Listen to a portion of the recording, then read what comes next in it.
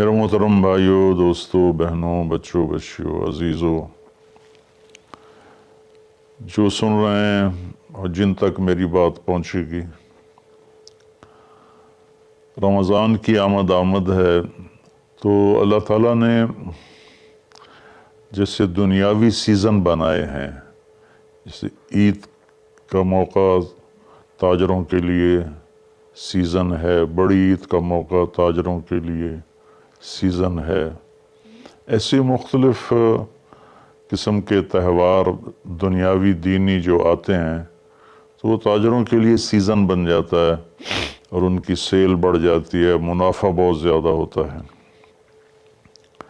تو اسی طرح اللہ تعالیٰ نے بخشش کے بھی سیزن بنائے ہیں، جس میں سب سے بڑا سیزن وہ رمضان المبارک کا مہینہ ہے۔ اللہ تعالیٰ نے اس میں روزے کو فرض کیا، یا ایھا الذین آمنوا، اے ایمان والو، کتب علیکم الصیام، تم پہ روزے فرض کیے گئے ہیں۔ روزہ چونکہ اوکھا عمل ہے، خاص طور پہ لمبا روزہ گرمیوں میں، تو اس کو ہلکا کرنے کے لیے اللہ نے کہا ما کتب علی الذین من قبلکم، کہ تم گھبراؤ نہیں، تم سے جو پہلے تھے ان پر بھی ہم نے روزہ فرض کیا تھا۔ اور میں تھوڑی وضاحت کر دوں، ان کا روزہ ہم سے بہت مشکل تھا۔ ان کا روزہ 24 گھنٹے کا ہوتا تھا، افطاری سے افطاری، سحری کوئی نہیں۔ افطاری کھا لی بس ختم، اب اگلے دن کی افطاری 24 گھنٹے کا روزہ ہوتا تھا۔ تو اس لیے اللہ نے کہا کما کتب علی الذین من قبلکم، کہ تم سے پہلوں پر بھی روزہ تھا لیکن وہ ہم نے ایسا رکھا تھا، آپ کے لیے یہ آسانی والا رکھا ہے کہ آپ کے لیے ساری رات کھانا پینا بیوی حلال ہے۔ پھر آگے ایک خوشخبری سنائی، لعلکم تتقون، کہ اللہ کی طرف سے جب لعل ہوتا ہے تو وہ یقین کے معنی میں ہوتا ہے، انسان کی طرف سے جب لعل ہوتا ہے تو شک کے معنی میں ہوتا ہے۔ تو اللہ تعالیٰ نے کہا کہ جب تم روزے رکھو گے نا، جیسے روزے رکھنے کا حق ہے تو تمہیں تقوی نصیب ہوگا، اور اگر تمہیں تقوی نصیب ہو گیا تو قرآن ہی سے ہم سنتے ہیں کہ تقوی پر اللہ کیا دیتا ہے، من یتق اللہ یجعل لہ مخرج ویرزقہ من حیث لا یحتسب، کہ جو تقوی اختیار کرتا ہے اللہ اس کے لیے ہر تنگی سے راستہ نکالتا ہے۔ جیسے آج کل کی ٹینشنیں اور بے شمار قسم کے ڈپریشن اور ایک دنیا کی دوڑ نے ہماری لائف کوالٹی بہت خراب کر دی ہے، چیزیں بڑی اعلیٰ ہو گئی ہیں، سواریاں بڑی اعلیٰ ہیں، لیکن لائف اٹ سیلف کوالٹی اس کی بڑی پور ہو گئی ہے، بہت خراب ہو گئی ہے۔ تو اللہ تعالیٰ فرماتا ہے کہ من یتق اللہ یجعل لہ مخرج، تو جب کہیں اس پر تنگی آئے گی، ذہنی یا ظاہری یا باطنی، تو اللہ اس کو راستہ دکھائے گا، اللہ ہاتھ پکڑ کے اس کو اس مشکل سے نکال کے باہر کھڑا کر دے گا۔ وَيَرْزُقْهُ مِنْ حَيْثُ لَا يَحْتَسِبُ، اور اسے وہاں سے رزق دے گا جہاں سے اس کو وہم و گمان بھی نہیں ہوگا۔ تو حضرت مقداد رضی اللہ تعالیٰ عنہ پیشاب کرنے بیٹھے، فاقے سے بے حال تھے، ایک چوہا اپنی بل سے نکل اور 1 دینار اس نے باہر رکھا، پھر 2، پھر 3، پھر 4، یہاں تک کہ 19 دینار اس نے اپنی بل سے نکال کر ان کے سامنے رکھ دیے۔ وہ بڑے حیران پریشان ہوئے، یہ کیا ہوا؟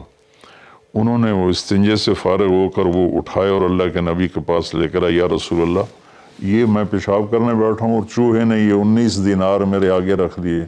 تو آپ نے فرمایا رزق ساقہ اللہ علیک، یہ اللہ کی طرف سے تیرے لیے رزق کا سامان بنا ہے۔ پھر آپ نے یہ آیت پڑھی، من یتق اللہ یجعل لہ مخرج ویرزقہ من حیث لا یحتسب، جو تقوی اختیار کرتا ہے اللہ ہر تنگی سے راستہ دکھاتا ہے اور وہاں سے رزق دیتا ہے جہاں سے وہم و گمان بھی نہ ہو۔ اور اللہ کے دینے کے تو بے شمار راستے ہیں، اللہ کے دینے کے لامحدود راستے ہیں۔ تو پیسہ نہیں ہوگا تو کام کیسے بنے گا، کاروبار نہیں چلے گا تو روٹی کہاں سے کھائیں گے؟ وہ اللہ نے اپنے ذمہ لیا ہوا ہے۔ ہماری ذمہ ہے کہ ہم سبب اختیار کریں اور تقوی اختیار کریں، رزق اللہ وہاں سے دے گا جہاں سے وہم و گمان بھی نہیں۔ تو تقوی پر من یتق اللہ یجعل لہ من امرہ یسرا۔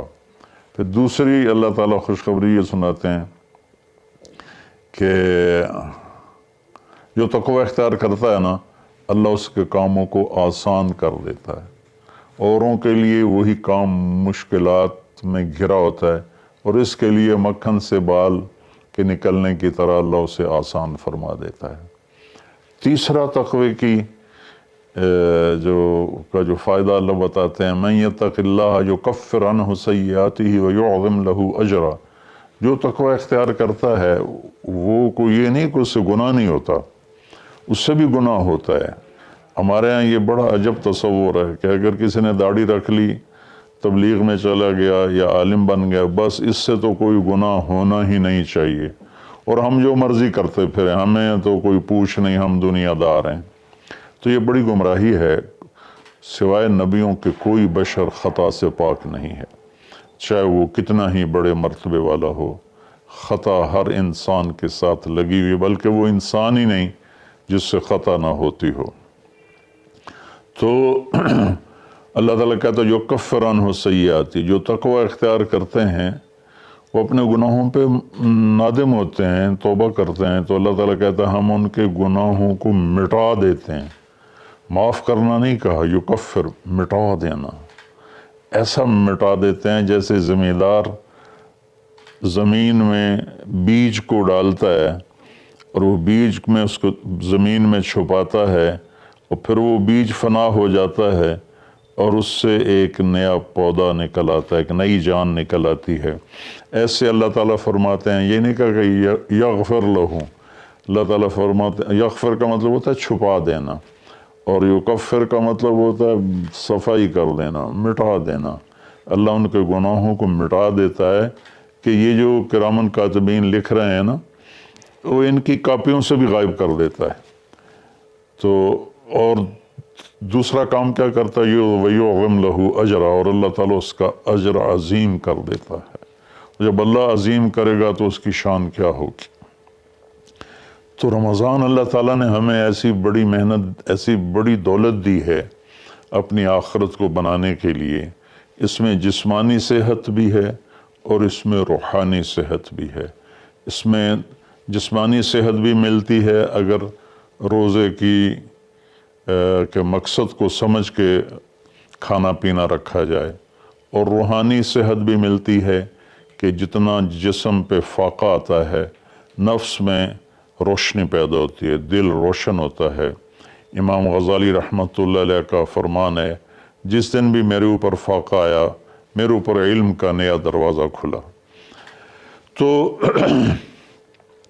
اللہ تعالیٰ نے اپنے کرم سے ہمیں یہ مہینہ دیا، شہر رمضان۔ شہر عربی میں مہینے کو کہتے ہیں، اور شہر کا اصل مطلب ہے شہرت۔ تو مہینے کو شہر مشہور اس لیے کہتے ہیں کہ ہر مہینہ اپنے آپ ہی اپنی شہرت بناتا ہے۔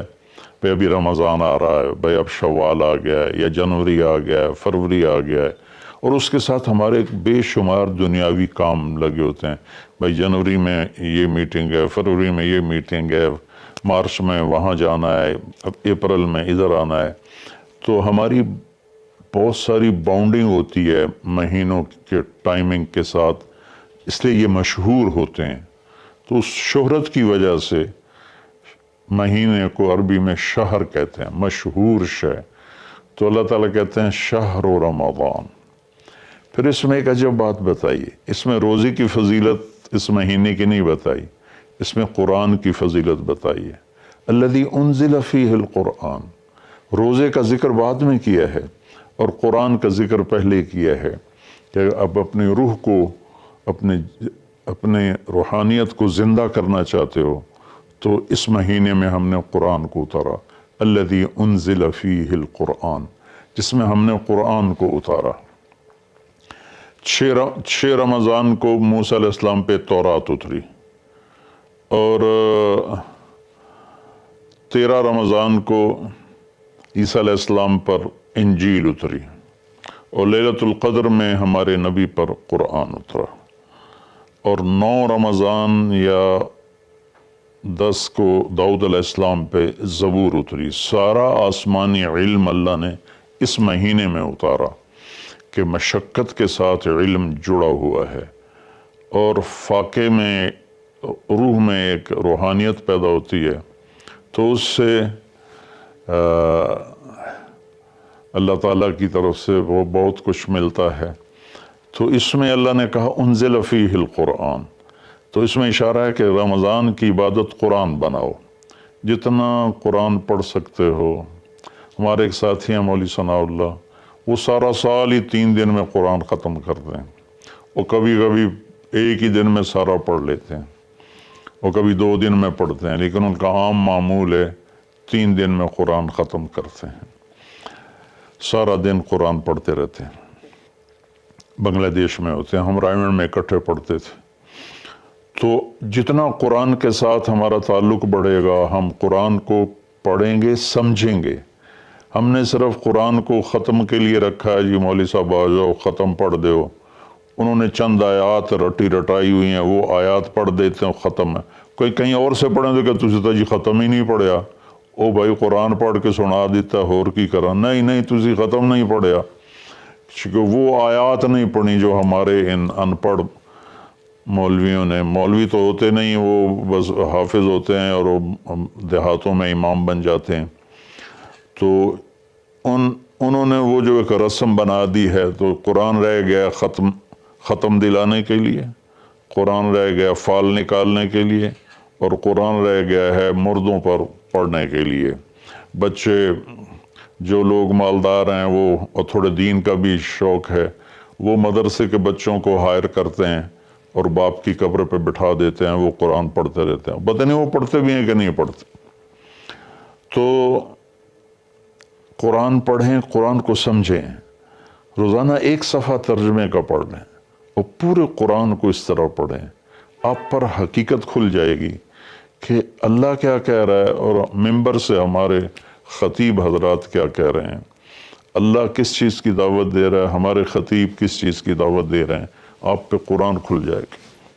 آپ حدیث پاک کو پڑھیں، نبی پاک کی سیرت کو پڑھیں، خاص طور پہ حدیث سے براہ راست استفادہ بھی بڑی اعلیٰ چیز ہے، لیکن جتنا سیرت سے میں اپنے ذاتی طور پر کہتا ہوں، جتنا میں نے سیرت سے سیکھا وہ کسی اور چیز سے نہیں سیکھا قرآن کے بعد۔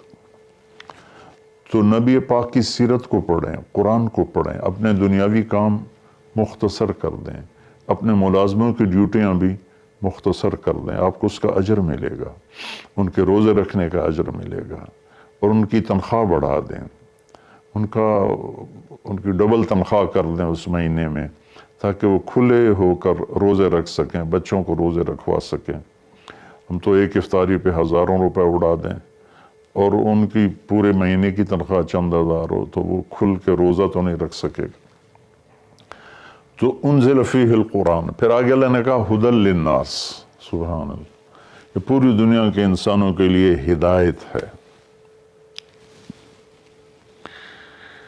زمین پہ جو راستے ہیں نا، ان کے نشان ہوتے ہیں، ہم ان کو فالو کرتے ہوئے، جیسے آج میں اپنے گاؤں سے چلا تو سڑک کو فالو کرتے ہوئے میں فیصل آباد پہنچ گیا، اب اسی کو فالو کرتے ہوئے پھر گاؤں پہنچ جاؤں گا۔ ساری دنیا میں سفر کے جو ہمارے دنیا کے سفر ہیں اس کی نشانیاں مقرر ہیں، ہمیں ڈھونڈنا نہیں پڑتا اور چلتے رہتے۔ لیکن جو ہماری آخرت کا سفر ہے اس کی نشانیاں ڈھونڈنی پڑتی ہیں، وہ امتحان ہے، اس کو اللہ تعالیٰ نے اپنے پاس ہی رکھا ہے اور قرآن میں چھپا دیا ہے کہ اب قرآن پڑھو۔ ہدن، قرآن عربوں پہ اترا تھا، تو ہدا کسے کہتے ہیں؟ اچھا سمندر میں کوئی نشانی کوئی نہیں، اب تو کمپیوٹر آ گئے، تو اس وقت وہ رات کو ستاروں کو دیکھتے تھے اور دن میں سورج کی حرکت کو دیکھتے تھے کدھر جا رہا ہے، تو اس سے وہ راستوں کو متعین کرتے تھے بیچ سمندر میں۔ جب وہ قریب کسی منزل کے قریب پہنچتے تھے تو وہاں پانی کے اندر سے پہاڑ کی چوٹی نکلی ہوتی تھی، اور اس کا پتھر کچھ ایسا ہوتا تھا کہ وہ دھوپ میں چمکتا تھا اور رات کو چاند کی چاندنی میں چمکتا تھا۔ اس پتھر کو عرب ہدا کہتے تھے، ہدا، سبحان اللہ۔ تو یہاں تشبیہ کیا ہے کہ ان زندگی کا سمندر ہے، زندگی ایک سمندر ہے جس میں آخرت کا راستہ ڈھونڈنا ہے، اور ہر انسان ایک کشتی ہے۔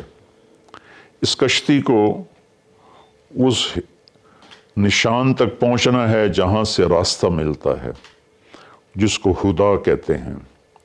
تو انسانی زندگی کے سمندر میں انسانوں کی چلتی ہوئی کشتیاں، وہ جب اس پہاڑی نشان کو ڈھونڈ لیتی ہیں تو انہیں پھر ساحل پہ پہنچنا آسان ہو جاتا ہے۔ اگر اللہ نہ کرے کوئی اس نشانی کو کھو دے، پھر وہ بھٹکتا رہتا ہے۔ قدرت اسے کنارے لگا دے تو لگا دے، ورنہ وہ بھٹکتا ہی رہتا ہے۔ تو یہ ہدی للناس ہے قرآن، کہ یہ وہ روشن وہ پہاڑ کی چوٹی ہے جس سے تمہیں راستہ ملے گا۔ اب اس کو تھوڑا پیچھے سے ہم لیں، سورۃ فاتحہ سے ہم نے اللہ سے کہا اہدنا الصراط المستقیم، یا اللہ ہمیں ہدایت عطا فرما سیدھے راستے کی، یعنی وہ چٹان عطا فرما، اس چٹان تک پہنچا جو ہمیں سیدھے راستے تک پہنچائے، جس پر تیرے نیک لوگ چلے، جن پر تیرا انعام ہوا، اور ان لوگوں کے راستے سے بچا جن پر تیرا غضب ہوا اور ناراضگی ہوئی۔ تو جب ہم نے یہ دعا مانگی اللہ سے تو اللہ نے ہماری دعا کو قبول کیا اور قرآن اتار کر کہا الف لام میم ذالک الکتاب لا ریب فیہ ھدی للمتقین، یہ کتاب ہے جو ہر قسم کے شک و شبہ سے بالا تر ہے، اور یہ متقین کے لیے ہدایت ہے۔ یہاں کا ھدی للناس ساری دنیا کے انسانوں کے لیے ہدایت ہے، یعنی اگر ڈھونڈنا چاہو اس چٹان کو جو تمہیں منزل تک پہنچائے، اس خوبصورت چیز کو جو تمہیں اللہ تک پہنچائے، تو وہ قرآن ہے، ذالک الکتاب لا ریب فیہ۔ اور خاص طور پر جو تقوی اختیار کرے گا اسے اس قرآن سے راستہ ملے گا، وہ اس کو پہچان کر چلتے چلتے چلتے چلتے اللہ اس کے رسول کے دربار میں کامیابی سے پہنچ جائے گا۔